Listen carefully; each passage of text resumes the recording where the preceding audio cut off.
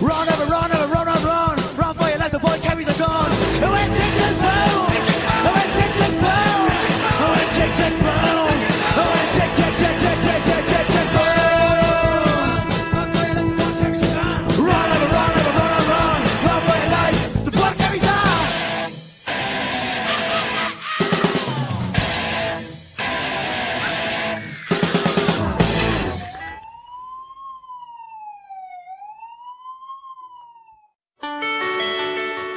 How do we make sense of this ongoing European debt crisis? Up to now, the dirty little secret is that the solution to every single bailout is that the bill for more and more individual and institutional debt is being passed on to people that had nothing to do with the debts in the first place.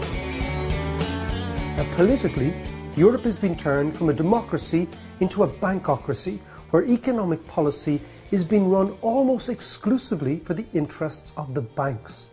By siding with the banks, the governments are playing a dangerous game and becoming more and more detached from the people. That's why the European elite are petrified of any talk of referendums. So why ask the people to vote on things that might actually affect them? In the first 10 years of the euro, huge amounts of money moved all around the Eurozone as banks mistook no exchange rate risk for no risk at all. Now, how wrong were they?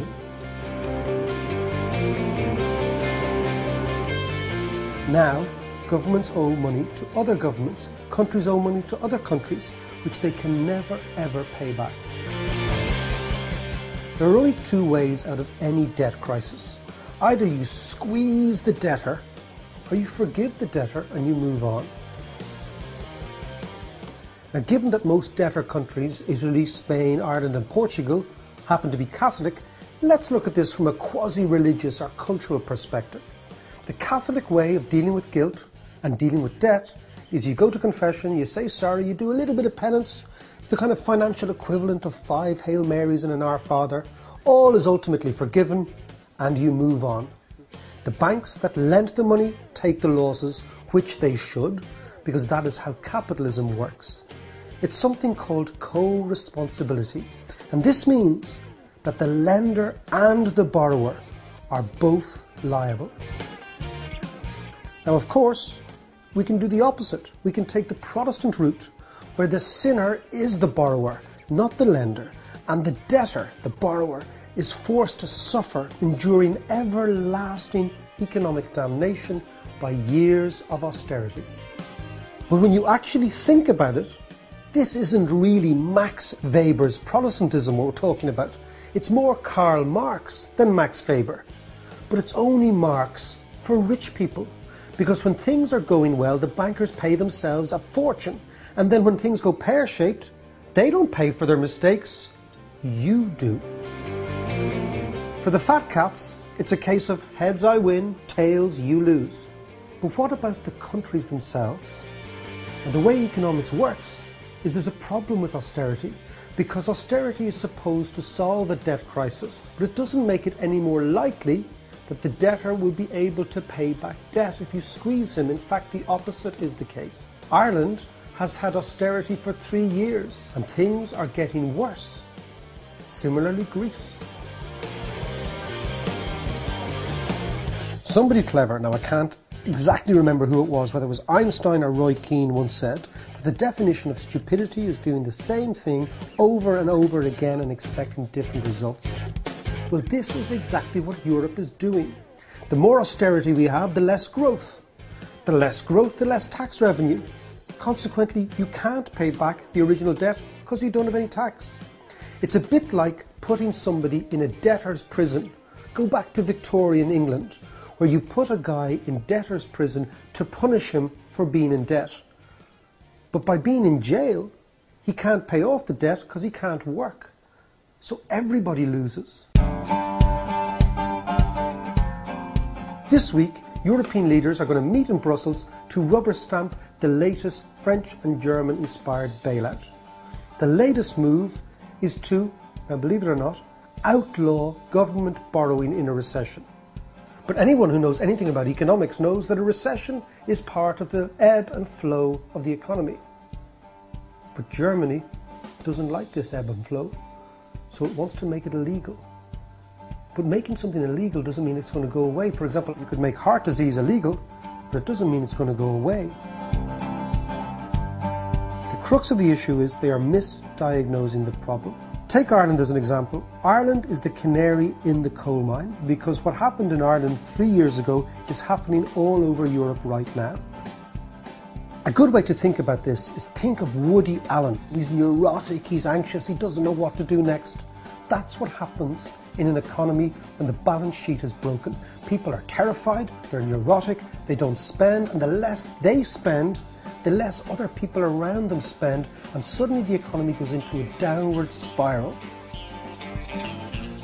And as a consequence of that, the balance sheet will get worse, not better. We all know that you make a balance sheet better, not by adding more debt to it, but by adding less debt to it.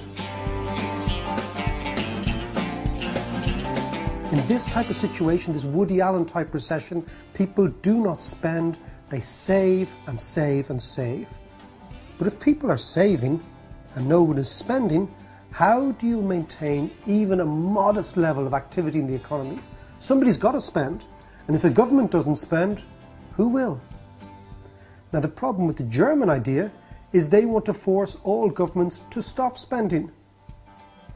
So the economy will collapse.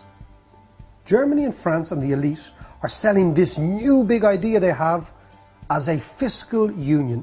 This is nothing of the sort. A fiscal union, as envisaged by Germany and France, actually penalises countries that are in trouble rather than doing what it should do, which is help them when they are in trouble.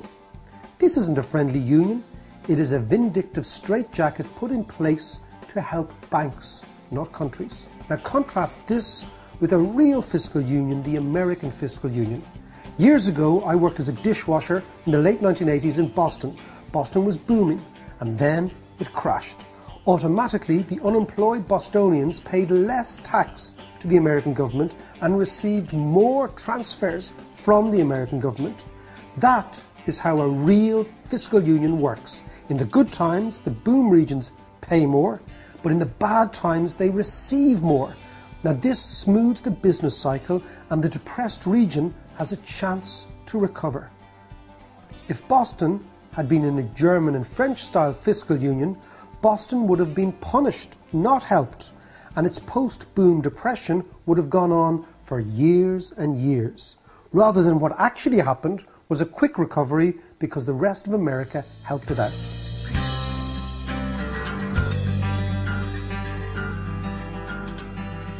The German solution will only cause a recession or more recessions in the periphery.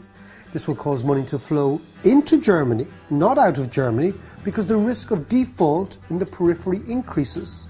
And in time, much of Europe will begin to look like Greece, teetering on the edge. As money flows into Germany, German bond yields fall, Greece will default, and this will give the others permission to do likewise, because a default in Greece sets off a domino effect all over Europe, because Europeans will say, well, if the Greeks can do it, why can't we? Is it any wonder right now that the price of gold is firm, that the yield on German bonds are falling, and that the euro is weakening against the dollar?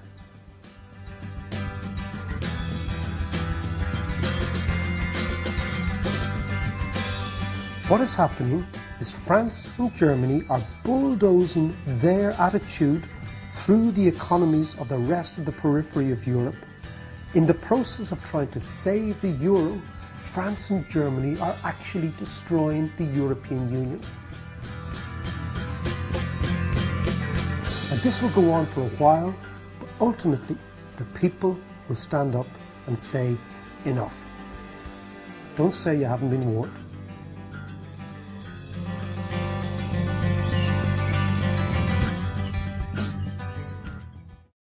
Run, ever run,